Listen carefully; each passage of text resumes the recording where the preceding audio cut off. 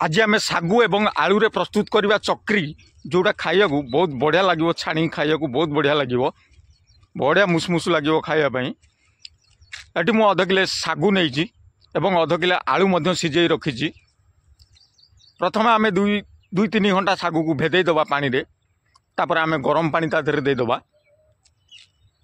आमर अल्प गरम पानी देदेला भल भाव आम मिसईदबा।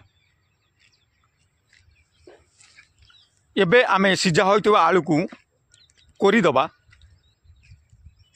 बहुत बढ़िया टेस्ट रहिबो खाइबा पई, पार्टी को बहुत बढ़िया लगिबो खाइबा को। एबे आमे सबुतक आलू आमर एई भली आमे कोरीदबा। एबे आमे सागुदाना को ता सहित मिसईदबा। आमर आगुरु 2-4 घंटा आमर भेदा ही रही भल भाव आमर सागु मिसी जीवो। एबे स्वाद अनुसार आमे लुण देदबा। किछि जीरा देदबा एवं किछि सुखिला लंका गुंड कर रखिथबा ताकू देदबा। ताकू आमे भल भाव मिसईदबा। एई भली आमर आलू सहित सागु को भल भाव आमे सागु को मिसईदबा।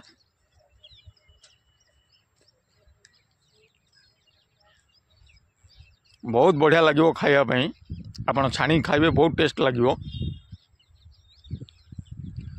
एबे आमर ताकू आमे चक्री प्रस्तुत करनबा।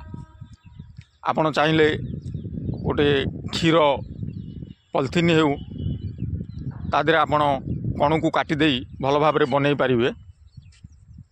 एई भली आपण चक्री बनई नेबे बहुत बढ़िया देखा जिवो, बहुत बढ़िया स्वाद लगे खाइबा को। जेकोसी मोटा प्लास्टिक रे आपण बनई पारिबे।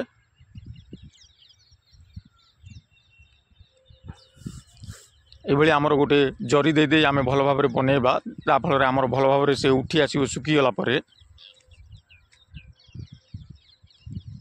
एबे आमर सबुतक चक्री प्रस्तुत हो जाइए।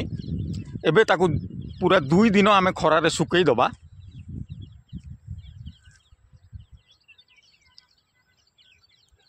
आमर भल भाव 2 दिन अभी सुखी जाइए। एबे आमर चक्री प्रस्तुत हो जाइए। एबे आमे छाणी खाई परिबा।